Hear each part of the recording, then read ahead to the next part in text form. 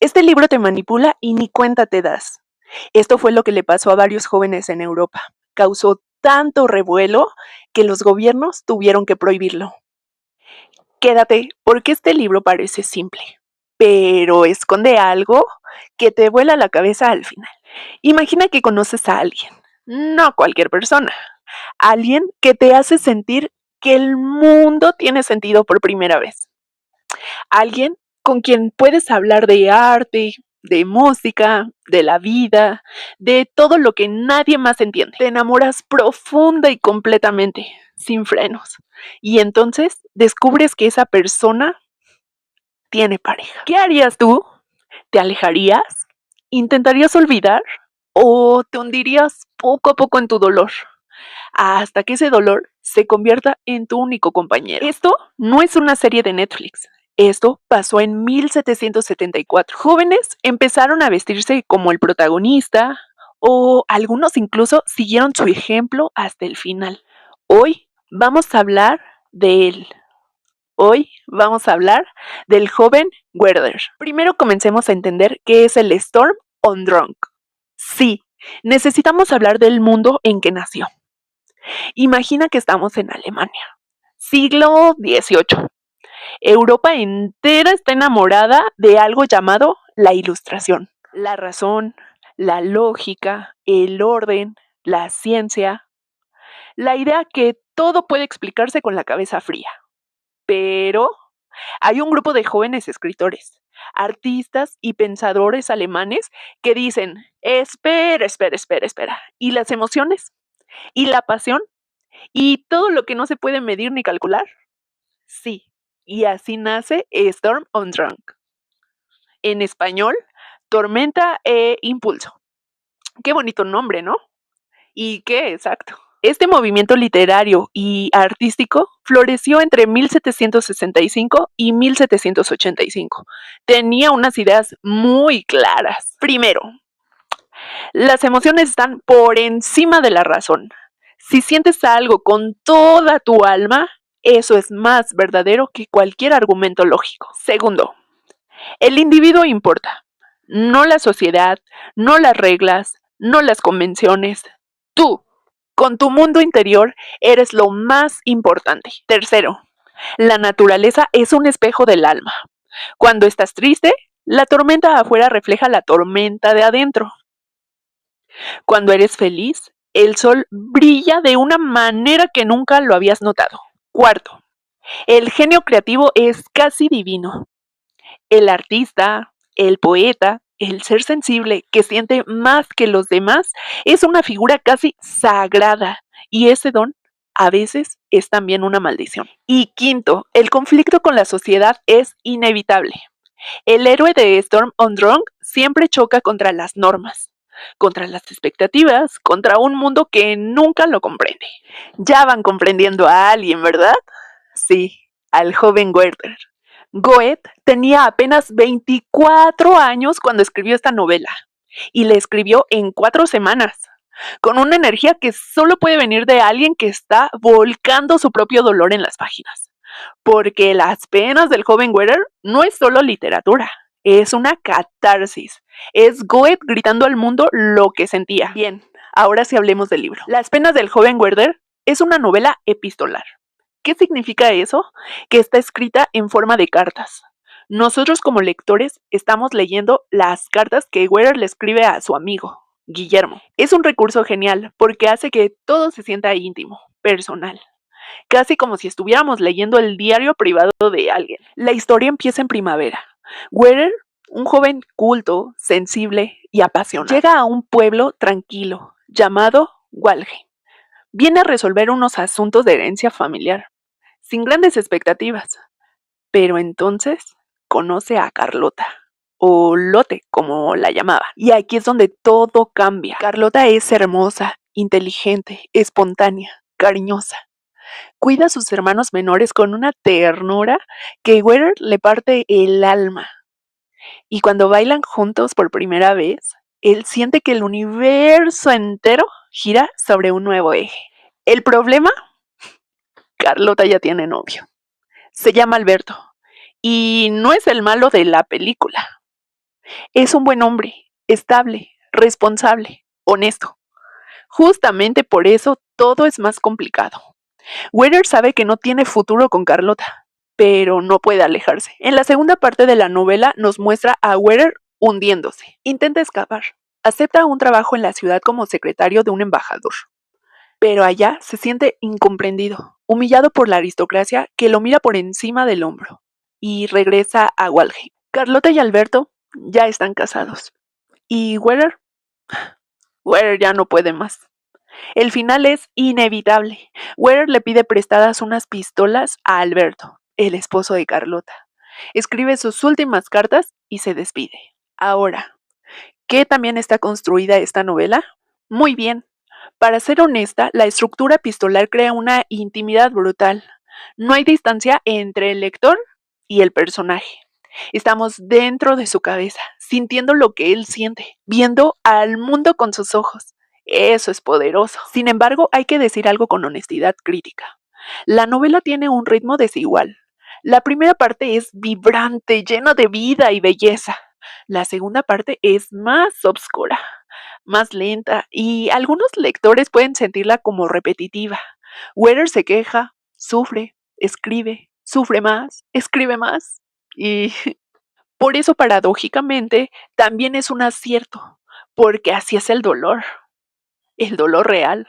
No tiene clímax dramáticos bien distribuidos, es agotador, circular y aplastante. Goethe logró algo que muy pocos escritores consiguen: hacerte sentir el peso emocional de su personaje como si fuera tuyo. Hablemos del protagonista. Weather es lo que los estudiosos de la literatura llaman como un héroe romántico.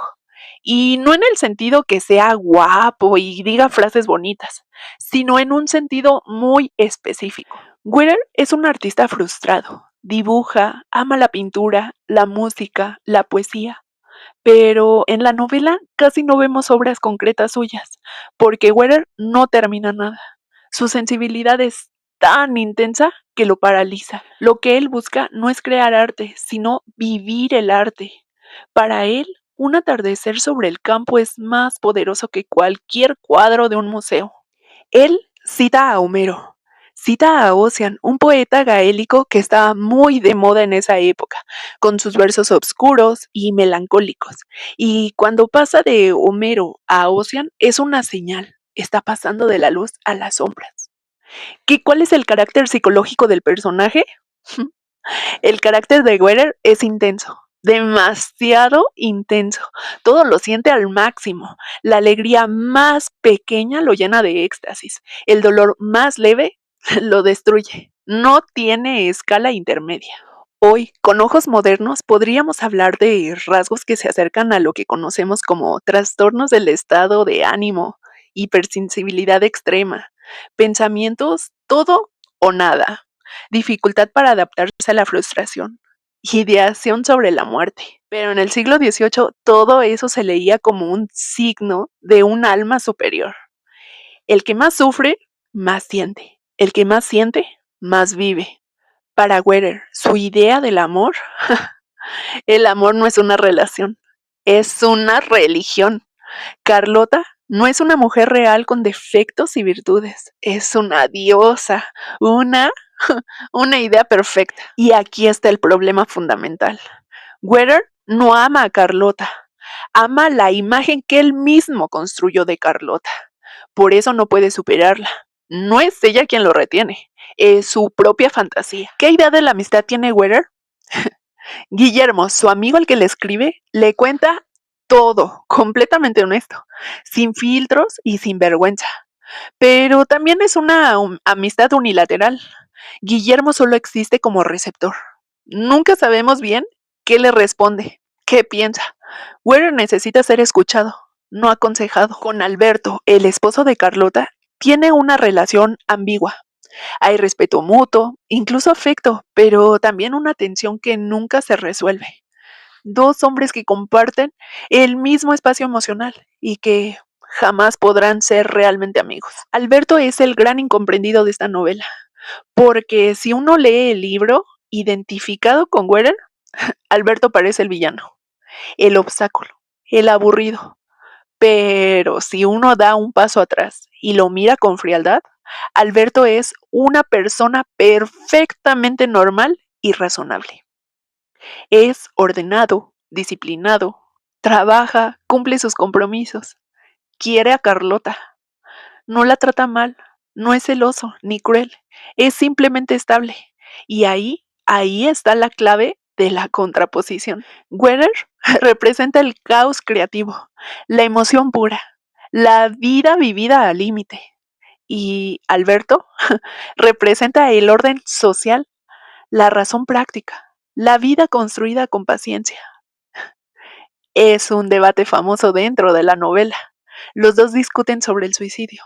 Alberto dice que es una debilidad, una locura, y mientras Werer lo define como el último acto de libertad de alguien que ya no puede soportar más.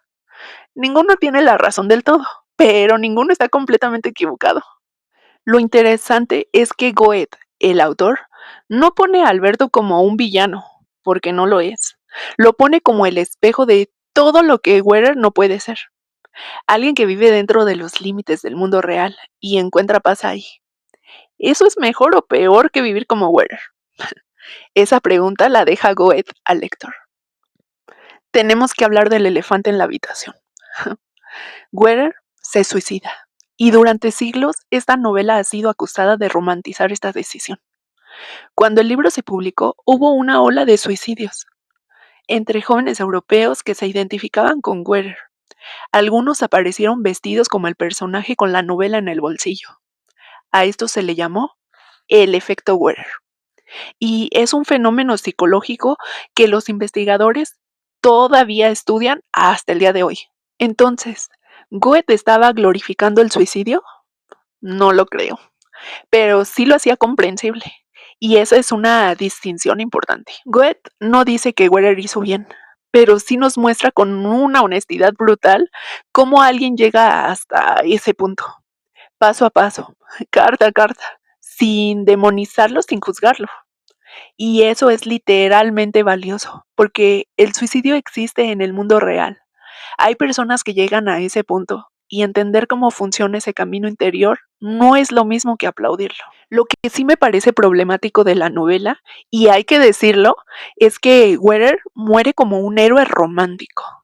Su muerte tiene una aura de belleza y grandeza.